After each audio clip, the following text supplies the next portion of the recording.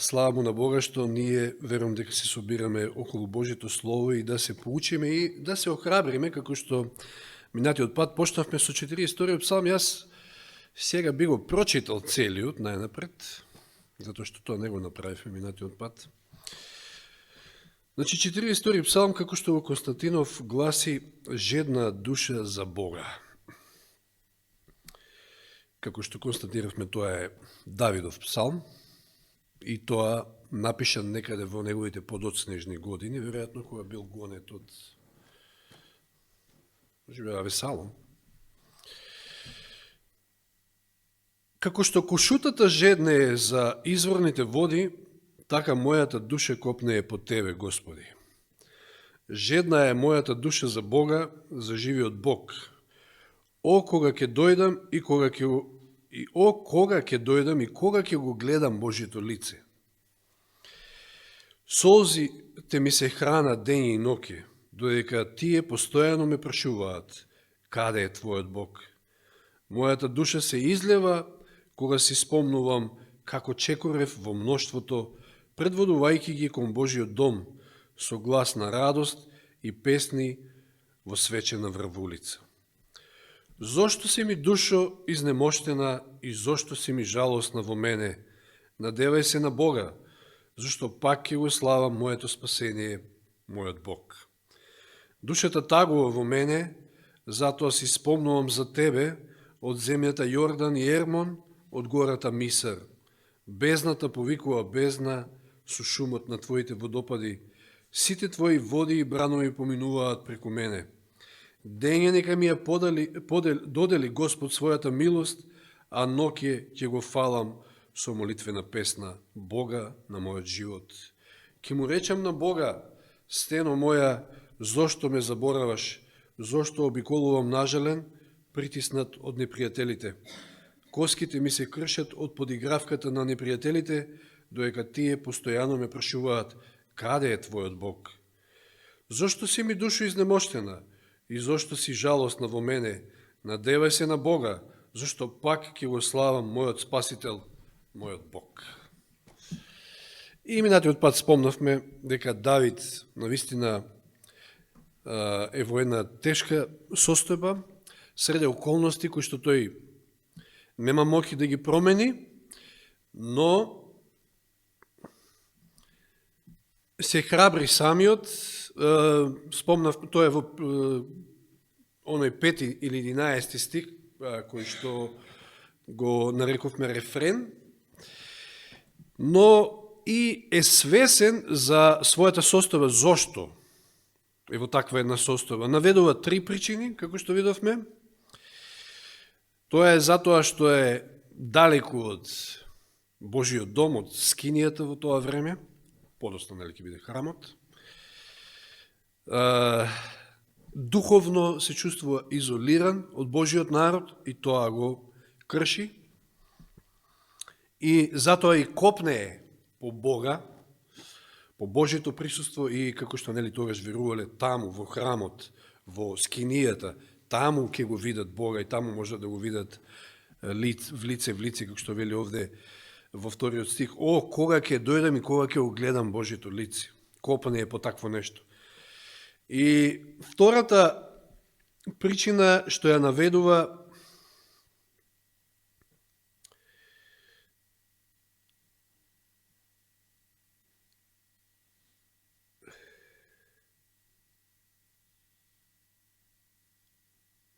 е подигравката, значи оној притисок што го трпи од неговите непријатели. Како што рековме, тоа е навистина една перфиден напад од сатаната, кога сте среде несоодветни, неповолни околности, па уште и некој од озгора да ви вели: а каде е Твојот Бог сега во едни вакви околности, зошто те заборавил, зошто те оставил? И третата причина ја наведува како подсетувајќи се на минатото, кога тој имал водечка улога во богослужението и се сеќавал на тие убави моменти, како што нели и ние доживуваме кога сме заедно на богослужение. Сега ги нема таквите моменти. Сега е осамен, сега е во некоја пештера, значи навистина една огромна промена во неговиот живот и сега ќе видиме всушност вечерва како тој се бори со таквата состојба, но најнапред таму застанав минатиот пат, како поставивме прашање како да се справиме со духовна депресија. И многу е битно, како што и Давид овде ги навел причините, самиот се испитува, многу е битно да се утврдат причините, затоа што тоа е еден голем чекор напред, за да се избавите од една ситуација. Духовната всушност депресија е едно длабоко духовно обесхрабрување и сомнеш. Кога ќе се најдете во една таква состојба на духовна обесхрабреност или оче, важно е да си поставите прашање и да ги анализирате причините. И ако успеете да ги идентификувате, тоа значи дека сте еден чекор напред, да излезете од таа духовна магла.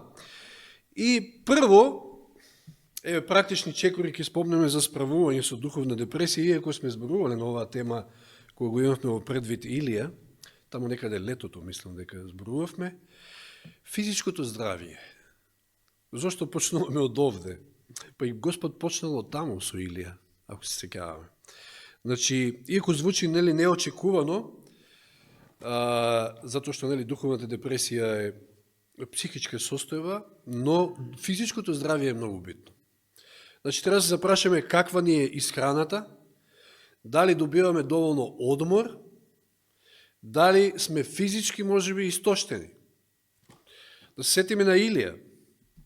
Не да бил истоштен, едноставно бегал, шпринтал километри, поминал, бегајќи од онаа закана на Језавела и очеен, осамен, дури го оставил слугата со него што бил, едноставно заминал сам и Господ како настапува? Место веднаш да му даде некој духовен совет, што прави?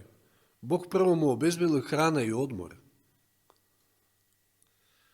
Па дури откако неговото тело е закрепнато, и тоа на два пати таму се вели, ангелот дојде па му даваше вода и како беше леп печен на камен, ако не се лажам, така некако беше.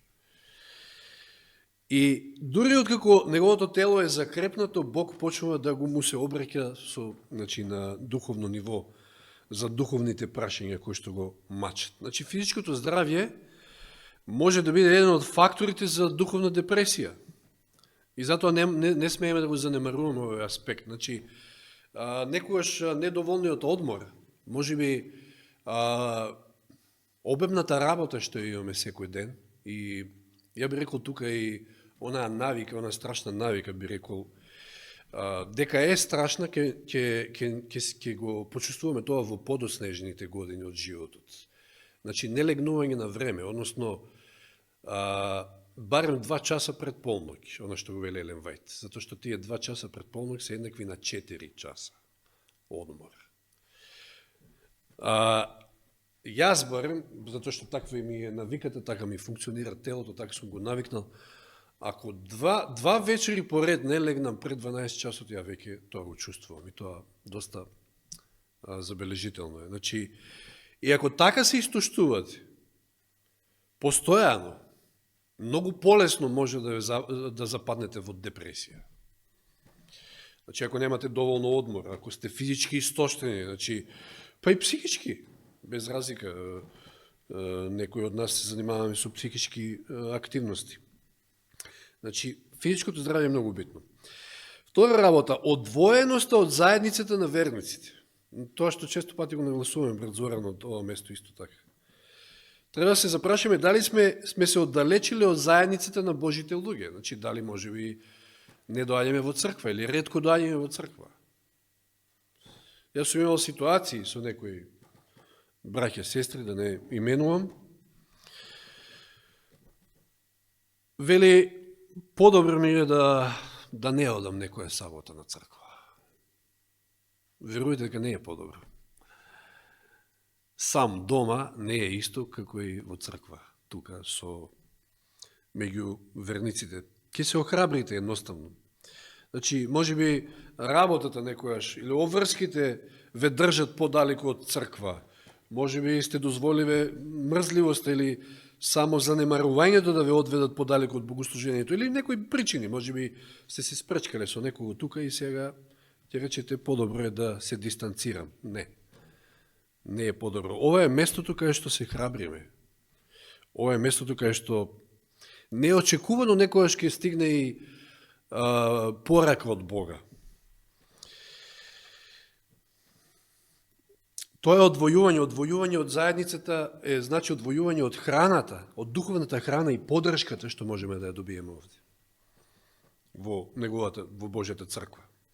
Значи како што знаеме, како што телото се храни со храна, така и душата се храни преку заедничко славење, молитва, проповедање на Божјото слово и така натаму. Значи тоа е исто многу битен момент. Тоа го гледаме кај Давид, значи таа оддалеченост заради околностите. Трето, долготрајни страдања и болки. Ова исто така може да значително да придонесе за духовна депресија. Значи, за оние кои што се соочуваат со постојана физичка болка или било каков друг вид на болка, затоа што не е само физичката, или значи, долгорочни страдања, не е за изненадување што може тоа да влијае на вашиот дух. Затоа што не е исто ако ве боли зап, не знам, еден ден и после ќе помине, или ако чувствувате некаква болка постојано, хронична болка, постојано, било каква и да е, од најтапа, од најслаба до најјака. Тоа истоштува. И тоа навистина може да влијае на духот. Тоа може да биде сериозен тест за верата.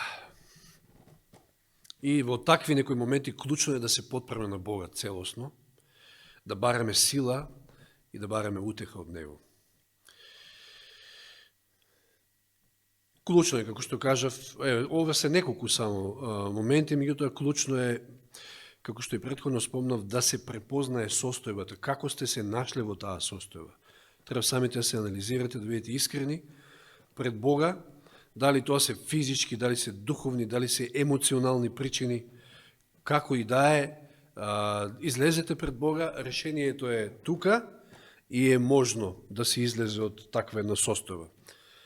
Како што вели Псалм 34:18, Господ е близу до оние што се со скрушени срца и испасува оние што се со покајнички дух. Сите вакви ситуации, значи, имаат моги да влијаат на нашите срца и да не обесхрабрат. Значи, може да се случи некоја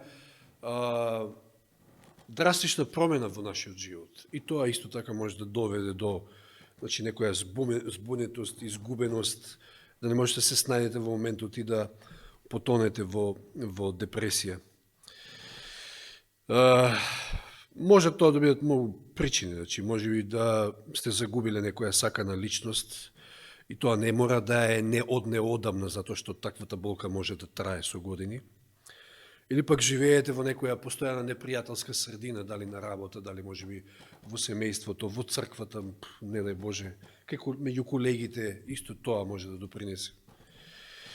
Еден исто момент кој што ја, слава на Бога, ете го почувствував, ама за краток период, меѓутоа некој од нас може би сме го почувствувале подолго, тоа е ако подолг период сте негувател на болен родител. И тоа исто така може да исцрпи. И тоа е страшно.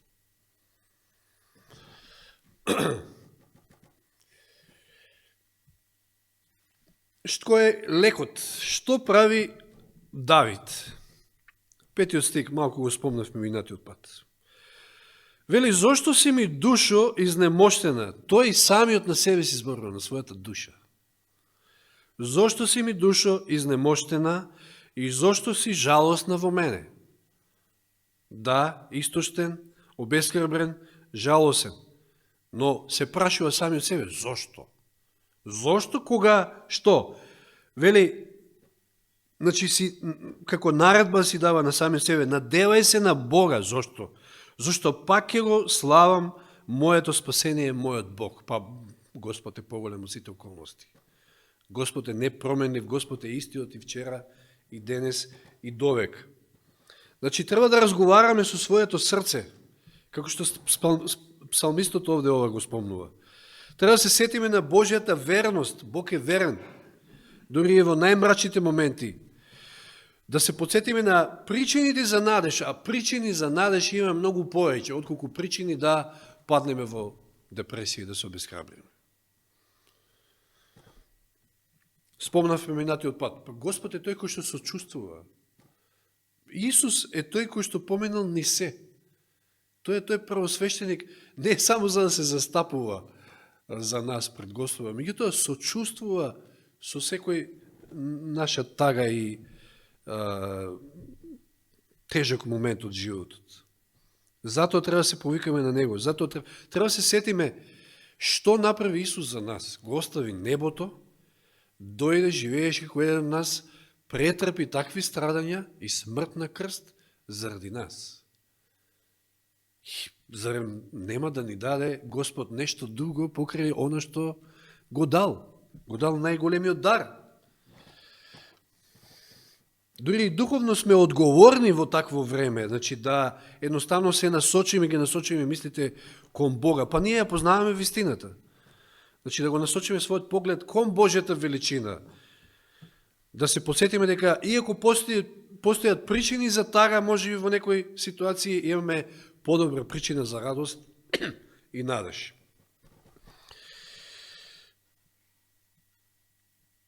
Значи, псалмистот си проповеда на самиот себе, тоа што минатиот пат малку го спомнав. Како да го зема своето срце, својот ум, значи, во своји раци си проповеда на себе. Го надвладеале неговите емоции, срцето му е вознемирено, да, тоа е факт, но сега неговиот ум презема контрола и почнува да се зборува со своето срце. Зошто си нажалена, душо моја? Може да има причини, околностите може да се такви, меѓутоа надевај се на Бога, на кого друг. Запомни што веруваш, се чувствуваш некојаш како Бог да те заборавил, а во суштина што е?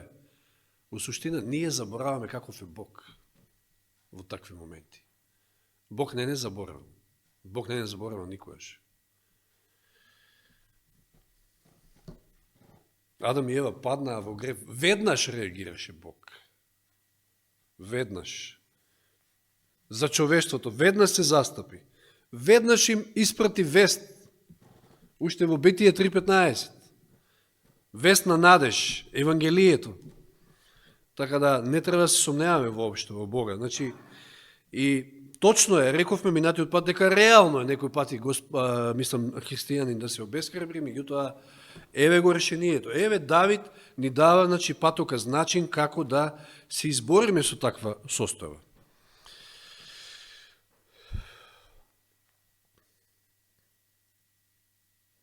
Треба да се сетиме во такви моменти на Божите ветувања, а ги има толку многу, на секоја страница низ Библијата. Тие ветувања се и мои, насочени за мене и за сите нас, нормално. И не застанува овде само на прашањето, туку му заповеда на своето срце, кој што кажам, надевај се на Бога, пак ќе го славам Бога. Иако моментално може би е тешко, меѓутоа доаѓаат подобри времења, кога повторно Бог ќе се слави. И неговата вера и нашата вера треба да биде заснована токму на ова едно од најважните теолошки вистини, а тоа е дека Бог никогаш не се менува. Видите, ако беше таков Бог, тоаш како ќе му верувавме? Ние луѓето сме променливи. Ние луѓето знаеме да бидеме час вака, час онака. За жал, мислам, не би требало како христијани такви да бидеме, но ете, слаби сме и ветрот не дува лево, десно. Но Бог никогаш не се менува, Бог е константен. Бог е секојаш истиот. Тоа треба да не храбри секојаш. Исус Христос е ист вчера и денес и довека. Познатиот стих во Евреите 13.8. Божјата мудрост, значи светост, неговата љубов се вечни и непроменливи. Сите Божји дела се дел од неговиот вечен план за наше спасение.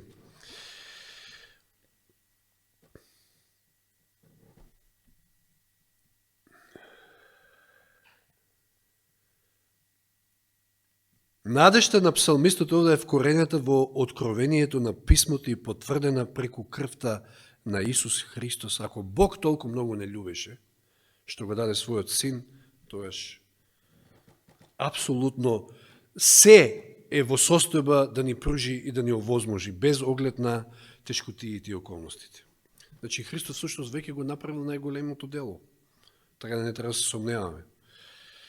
6 стих вели, душата тагува во мене, затоа си спомнувам за тебе. Повторно, значи, треба да си спомнеме за Бога, без оглед на тоа што физички он е оддалечен, вели, од земјата Јордан и од Ермон. Значи, физички, географски оддалечен од скинијата, меѓутоа, нели, символот на Божието присуство, но тоа не го прави неговото тоа го прави всушност неговото обескрвување поголемо, рековме, тоа е една од причините, меѓутоа тој чувствува дека неговите проблеми доаѓаат како во бранови, но се надева и повторно се повикува на Бога. Видите, првин се храбри, потоа пак се подсетува дека е далеку, душата тагува во мене, вели, потоа вели 8 стих, не, 7, бездната повикува бездна со шумот на твоите водопади. Сите твои води и бранови поминуваат преку мене. Како во бранови.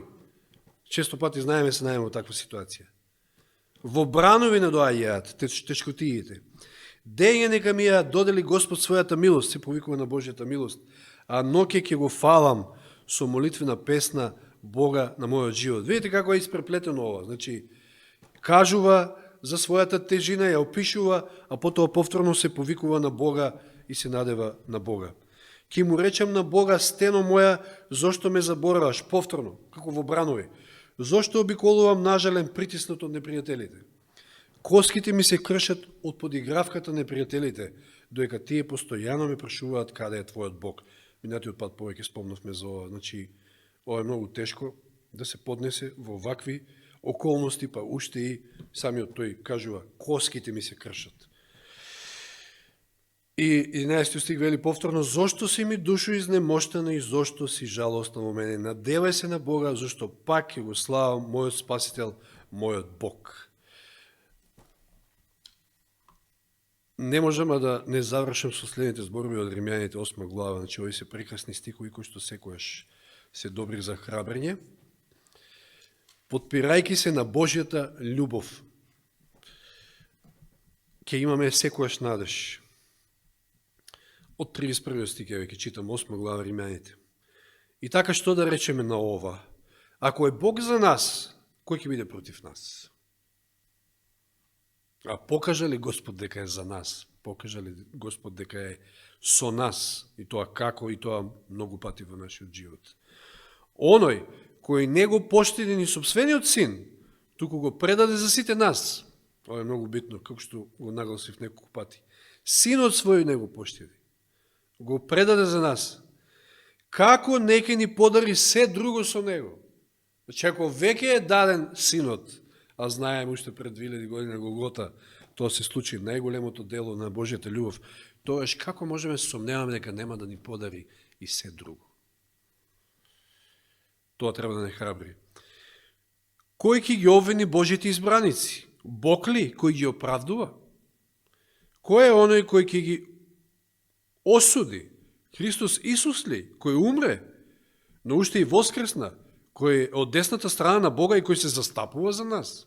Тој ли ќе не осуди? Кој ќе не одвои од Христовата љубов? Неволјата ли? Или притеснувањето? Или гонењето? Или гладот? Или голотата? Или гибелта? Или мечот? Пазите, идат тешки време, ја читавме од утринските стихови. Немаме ни поим со какви се ситуации може да се соочиме. Како и каде стоиме денес? Може ли денес нешто да не одвои од Божјата љубов? Ако денес многу лесно се одвојуваме од Бога, тоа што правиме утре? Значи, овде се спомнуваат глад, дали некој сме почувствували такво нешто. Голота, гибел, меч. Читавме во тие времења што ќе се случува. како Божиот народ ќе биде од сите страни опколен, секако ќе има Божјата заштита, но како до тогаш? Како што е напишено, заради тебе не убиваат постојано, не сметаат како овци за клање. Но во се ова победуваме надмокно преку оној кој не возлюби. Зашто сум уверен дека ни смртта, ни животот, ни ангелите, ни властите, ни сегашноста, ни иднината, ни силите, ни височината, ни длабочината, ниту некое друго создание, ништо не постои што може да не оддели од Божјата љубов која е во Христа Исуса, нашиот Господ.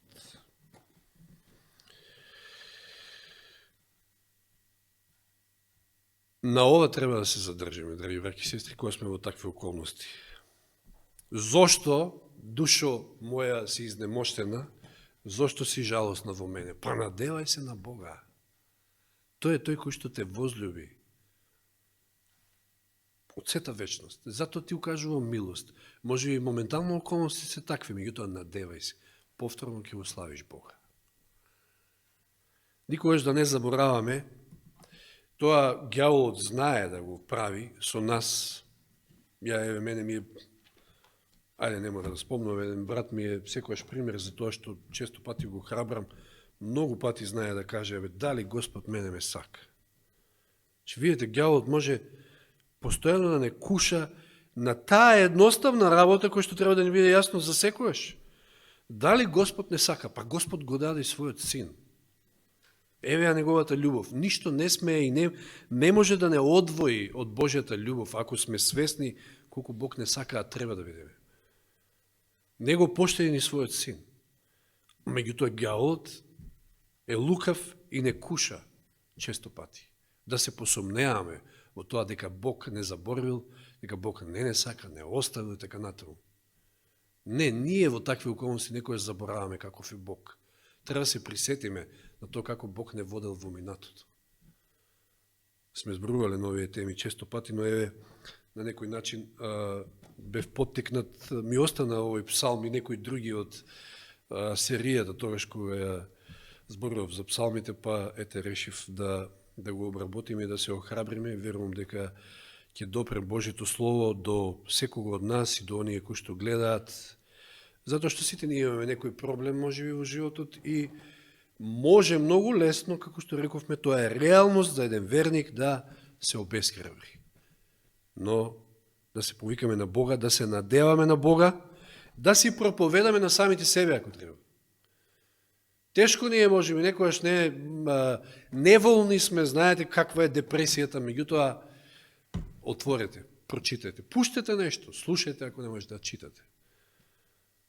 Охрабрете се. Господ не заборава. Нека му е слава што го имаме како таков. Амин.